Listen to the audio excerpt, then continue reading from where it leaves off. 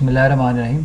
तो question number 2 है उसी से रिलेटेड, आइजन वैल्यू प्रॉब्लम से रिलेटेड, कि find the eigenvalues and eigenfunction of एसल problem y double dash plus lambda y equal to 0 with boundary conditions y dash 0 and y dash c is equal to 0। c एक any constant है, तो उनके derivative अगर आप put करते हैं उस डिफरेंशियल इक्वेशन के अंदर तो आंसर 0 आना चाहिए। ये हमें बाउंड्री कंडीशंस के तौर पे दी हुई है। तो इसका सलूशन भी हम उसी तरह से आगे बढ़ेंगे जिस तरह से हमने पिछले प्रॉब्लम में देखा था। पिछले प्रॉब्लम में हमें क्या देखा था कि लैम्डा की डिफरेंट वैल्यूज़ हमने सजेस्ट की थी कि ये जो हमारे पास आइजन फंक्शन अपना एक आइजन फंक्शन है, तो इस आइजन फंक्शंस में हम y double dash plus lambda y में ये जो लैम्डा है इसकी डिफरेंट वैल्यूज़ सजेस्ट करते हैं कि लैम्डा 0 ले लें या फिर लैम्डा पॉजिटिव ले लें या फिर लैम्डा नेगेटिव ले लें। तो उस रिस्पेक्ट से हमारे पास 3 डिफरेंट केसेस आए थे। तो उसमें सबसे पहले केस 1 की बात कर लेते हैं। Case 1 when we will select lambda is equal to 0। जब आप लैम्डा 0 सेलेक्ट करते हैं तो देखेंगे हमारे पास ये इक्वेशन जो है एसल इक्वेशन बन जाएगी y double dash plus 0, lambda की जगह पे 0 आ गया तो दैट इज़ इक्वल टू 0। ये हमारे पास 0 के बराबर आ गया। तो इसमें डेफिनेटली अगर हम इसकी ऑक्सिलरी इक्वेशन बनाते हैं तो इसका मतलब कि D square equal to 0 mean to से डी इक्वल टू 0।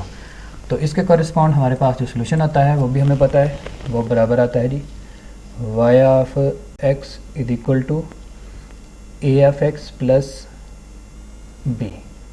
ये हमारे पास सोल्यूशन आता है। तो इसमें हम अब बाउंड्री कंडीशन अप्लाई करते हैं। सो अप्लाइंग बाउंड्री कंडीशंस, तो हम पहले फर्स्ट बाउंड्री कंडीशन अप्लाई कर लेते हैं। फर्स्ट बाउंड्री कंडीशन है y dash 0 is equal to 0, तो हमें इसका डेरिवेटिव लेना होगा। यह आ जाएगा y dash x is equal to x का डेरिवेटिव लें, b का डेरिवेटिव लें तो वो 0 आएगा। तो y dash 0 is equal to 0, इसका मतलब हमारे पास a की वैल्यू जो है वो 0 के बराबर आ गई। अगर a की वैल्यू 0 आई है तो इसका मतलब इक्वेशन, ये जो सोल्यूशन आया था हमारे पास, ये आ जाएगा y of x is equal to a की जगह पे 0 पुट करें तो y of x is equal to b, ये सोल्यूशन आ गया। अब आप इसमें सेकंड बाउंड्री कंडीशन अप्लाई करें। सेकंड बाउंड्री कंडीशन क्या है? सेकंड बाउंड्री कंडीशन है जी y of dash x is equal to 0। जब आप इसका डेरिवेटिव लेंगे तो ये 0 के बराबर आ जाएगा। तो आप ऐसा करते हैं कि हम इसको इस इक्वेशन में पुट कर लेते हैं, ठीक है। तो y of dash x is equal to 0, तो अगर आप x की जगह पे c रखते हैं, x की जगह पे अगर आप c रखते हैं तो y dash c will be equal to 0। तो इसका मतलब क्या होगा कि हमारे पास जो a अगर 0 आया था तो इसका मतलब b जो है उसकी वैल्यू भी 0 के इक्विवेलेंट है, क्योंकि y dash c equal to 0 है। तो ये वैल्यूज़ इसमें लगा देते हैं इस इक्वेशन में। तो y of dash c is equal to 0, ये वैल्यू 0 है। सो अल्टीमेटली इन रिज़ल्ट से हमें समझ आ रही है कि a की वैल्यू भी 0 है और b की वैल्यू भी 0 है। तो जिस वजह से हम ये बोल सकते हैं कि ये दोबारा से सोल्यूशन जो है एक ट्राइवल सोल्यूशन है। तो हमें नॉन ट्राइवल सोल्यूशन चाहिए, इसके लिए फिर हम केस 2 कंसिडर करते हैं। So we are considering case 2। Case 2 में दोबारा हम लैम्डा जो है वो नेगेटिव लेते हैं और लैम्डा की वैल्यू जो है उसको सपोज कर लेते हैं कि वो -n² के इक्विवेलेंट है। सो इस रिस्पेक्ट से हम अगर अपनी मेन जो गिवन कंडीशन थी उसमें लैम्डा को -n² के इक्विवेलेंट पुट करते हैं तो ये आ जाएगा y double dash -n² y is equal to 0। इसकी ऑक्सिलरी इक्वेशन आप बना सकते हैं, ये आ जाएगा d square y minus n² y is equal to 0, या फिर इससे ऑक्सिलरी इक्वेशन बन जाएगी d square minus n² is equal to 0, that will become d is equal to n² और d is equal to plus minus n। तो अब इन factors के correspond हमारे पास जो इक्वेशन बनती है वो बराबर आएगी y ऑफ x, ये आ जाएगा y of x is equivalent to d equal to plus minus n x था। सो इन फैक्टर के कॉरेस्पॉन्ड हमारे पास सोल्यूशन आता है a e raise to power n x plus b into e raise to power minus n x. तो ये solution आ गया। अब इसके ऊपर भी हम बाउंड्री कंडीशन अप्लाई करते हैं। तो इसके ऊपर अगर आप बाउंड्री कंडीशन अप्लाई करते हैं तो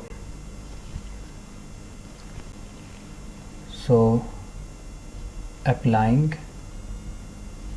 पहले हम फर्स्ट बाउंड्री कंडीशन अप्लाई कर लेते हैं। फर्स्ट बाउंड्री कंडीशन क्या है? फर्स्ट बाउंड्री कंडीशन है y of dash is equal to 0। तो इसका मतलब हमें इसका डेरिवेटिव लेना होगा। ये आ जाएगा y dash x is equal to a into e raise to power n x का डेरिवेटिव आ जाएगा n e raise to power n x plus यहाँ पे आ जाएगा minus n b into e raise to power minus n x. ये इसका derivative आ गया। तो अगर आप इसमें n कॉमन भी ले लें फिर भी ठीक है, तो नहीं तो चले हम ऐसा लिख लेते हैं, ये y dash x is equal to 0 था, यानी x की जगह पे हम 0 पुट करेंगे अब। तो ये आ जाएगा y डैश 0 और ये आ जाएगा a n e raise to power 0 1 हो जाएगा minus n b e raise to power 0 यहाँ पे भी 1 हो जाएगा और y डैश 0, ये सारी वैल्यू हम किसके बराबर ले रहे हैं? 0 के, क्योंकि y डैश 0 था तो इसको इक्वल टू 0 ले लिया। तो इसका मतलब हमारे पास आ जाएगा n a is equal to n b, ये फैक्टर दूसरी साइड पे जाके प्लस हो जाएगा। इसका मतलब a is equal to b value हमारे पास आ रही है। So this implies that a is equal to b or b is equal to a। तो हम मेन इक्वेशन के अंदर इसको रिप्लेस कर देते हैं। तो हमारे पास सॉल्यूशन बन जाएगा y of x is equal to a e raise to power n x plus b को रिप्लेस किया a के साथ, a into e raise to power minus n x, a common ले लें, यह आ जाएगा e raise to power n x plus e raise to power minus n x. 2 से मल्टीप्लाई और डिवाइड कर दें तो ऐसा करने से हमारे पास ये वैल्यू आ जाएगी 2 इंटू a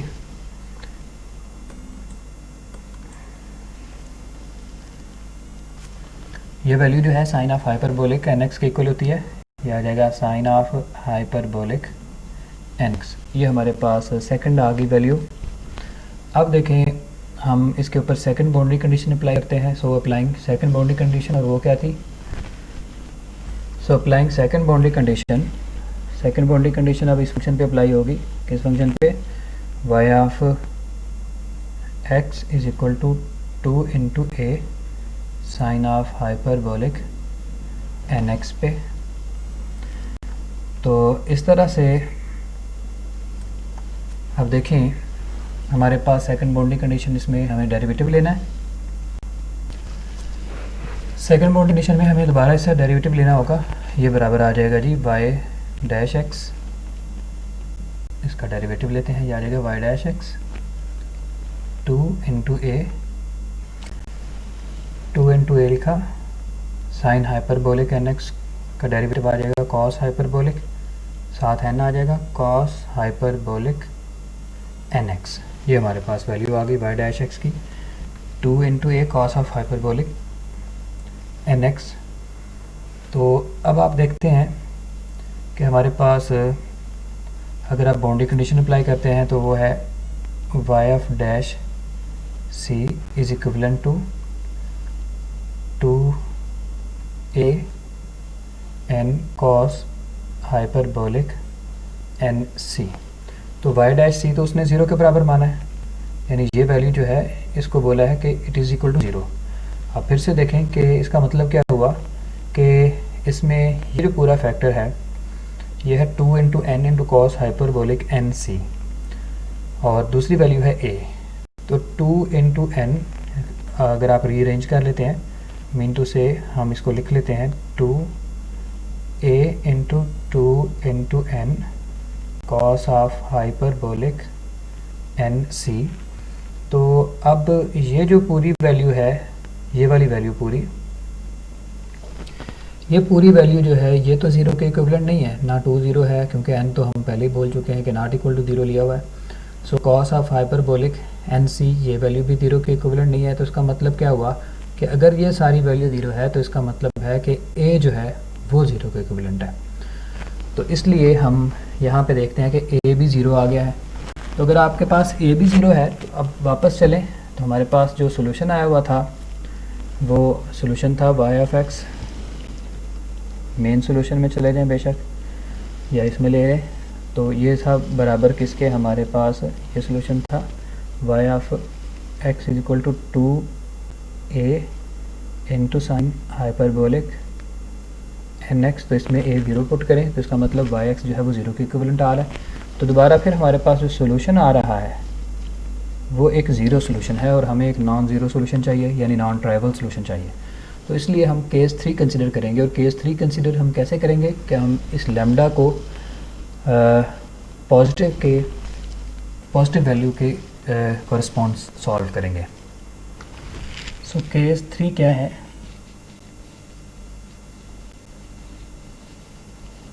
कि lambda is positive, say lambda is equal to n square.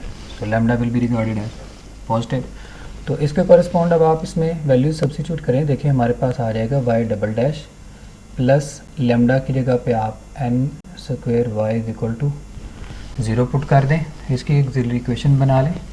ये आ जाएगा d square plus n square is equal to 0, y common ले लिया ना, तो हमारे पास d square plus n square into y, चलें पहले हम ऐसे लिख लेते हैं कन्फ्यूजन से हटने के लिए। तो ये इक्वल टू 0 है, तो it means d square plus n square is equal to 0, y तो 0 नहीं है तो इसलिए d square plus n square is equal to 0 आ गया। अब इसके कॉरस्पॉन्ड अगर आप इसकी वैल्यूज़ निकालते हैं तो d स्क्वायर बराबर आएगा d square is equal to minus n square, और उसी तरह से d बराबर आ जाएगा प्लस माइनस आयोटा n के। अब जब ऐसे वैल्यू आ जाती है तो इसका मतलब इन फैक्टर के कॉरस्पॉन्ड हमारे पास जो सोल्यूशन आता है वो आता है y of x is equal to a cos of nx plus b into sine of nx। तो ये सोल्यूशन आ गया। इन फैक्टर्स के एक रियल और एक इमेजिनरी फैक्टर था तो उसका सोल्यूशन इस तरह से आता है। अब देखें हमें बाउंड्री कंडीशन अप्लाई करनी है, तो फर्स्ट बाउंड्री कंडीशन अप्लाई करते हैं। So applying the first boundary condition, first boundary condition से हमें क्या रिजल्ट मिल रहा है कि हमें पहले इसका डेरिवेटिव लेना है। तो डेरिवेटिव लेते हैं y ऑफ डैश x बराबर आ जाएगा a cos nx, cos nx का डेरिवेटिव ले माइनस साइन nx आएगा, माइनस n साइन nx आ जाएगा, फिर plus n b sine nx का डेरिवेटिव n cos nx आएगा, यह आ जाएगा cos nx। ये हमारे पास आ गई वैल्यूज़ इसके डेरिवेटिव की। अब आप इसमें बाउंड्री कंडीशन अप्लाई कर दें। So we are applying the first boundary condition, applying first boundary condition. अगर आप फर्स्ट बाउंड्री कंडीशन अप्लाई कर रहे हैं इसका मतलब आप y की वैल्यू 0 ले रहे हैं, सॉरी x की वैल्यू 0 ले रहे हैं, तो x की वैल्यू 0 पुट करें इसमें, यह आ जाएगा y dash 0 is equal to sine 0 0 होता है, यह आ जाएगा n b cos 0 1 होता है, तो cos 0 1 हो जाएगा। तो इसका मतलब क्या हुआ कि n b is equal to 0, n b is equal to 0, n तो 0 नहीं है इसका मतलब b 0 है। तो यहाँ पे हमारे पास वैल्यू आ गई b इज इक्वल टू 0। और अगर b equal to 0 value put करते हैं हम सोल्यूशन के अंदर तो हमारे पास ये सोल्यूशन था y of x। So our solution will become y of x is equal to a of cos nx। ये सोल्यूशन बन जाएगा क्योंकि इसमें b की वैल्यू 0 है।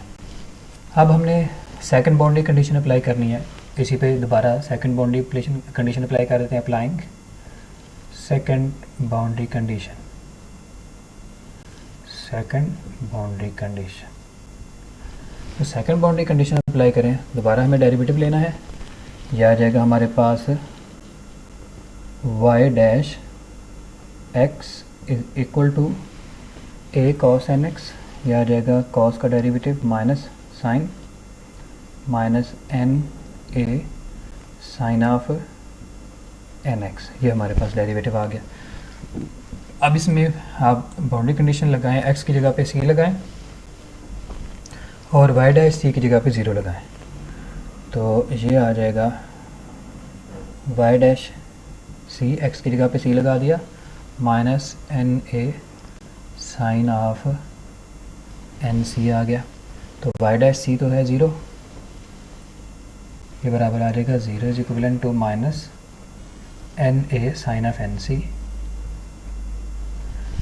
ये वैल्यू आ गई हमारे पास।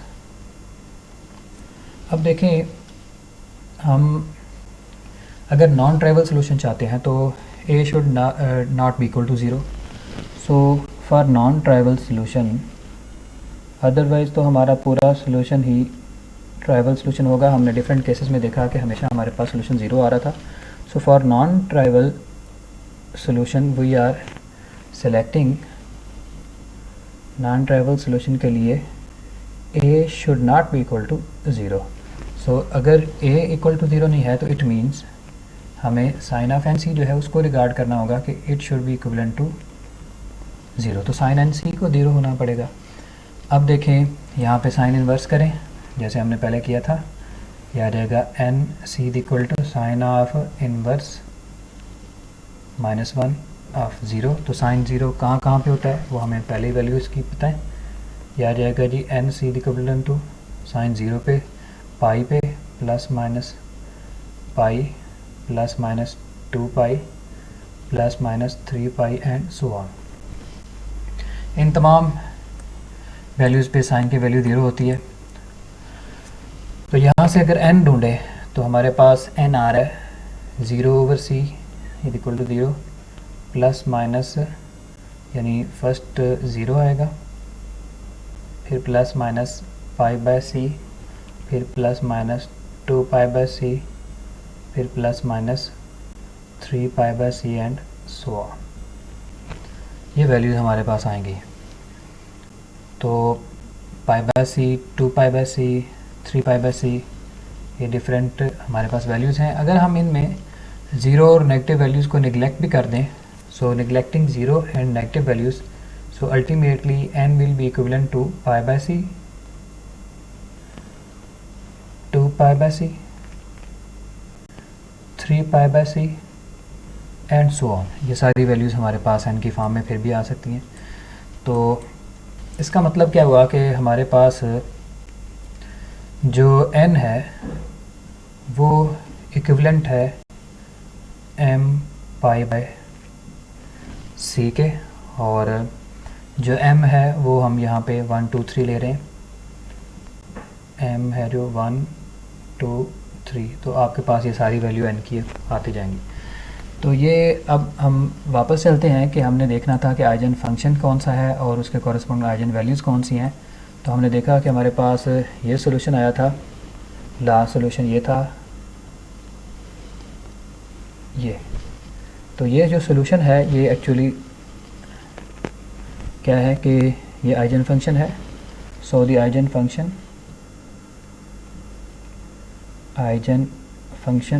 and corresponding eigen values are given by and corresponding eigen values are, eigen function पहले लिख लेते हैं, यह है y of x is equal to a into cos of nx, cos of nx। तो n जो है वो किसके बराबर है, वो है जी m पाई बाय c के इंटू x, ये आइजन फंक्शन आ गया। और आइजन वैल्यूज़ जो थी वो किसके बराबर थी, वो बराबर था lambda is equal to n square के। तो यहाँ पे n जो है वो किसके बराबर है, वो बराबर है m पाई बाय c के, तो इट्स होल स्क्वायर ले लें। तो ये हमारे पास अगर आप डिफरेंट वैल्यूज़ यहाँ पे पुट करते जाएं, m की वैल्यू 1 लें, 2 लें, 3 लें, तो these will be the set of eigen functions. अगर हम m के डिफरेंट वैल्यूज़ लेते हैं 1 2 3 और यहाँ पे भी 1 2 3, तो ये सेट ऑफ आइजन फंक्शंस आ जाएंगे और ये हमारे पास सेट ऑफ आइजन वैल्यूज़ आ जाएंगी। तो यही हमें रिक्वायर्ड था कि हमने आइजन फंक्शंस और आइजन वैल्यूज़ निकालनी थी। तो इसी तरतीब से अगर आप नेक्स्ट प्रॉब्लम्स को खुद से ट्राई करें तो आप इजीली अटैम्प्ट कर सकते हैं।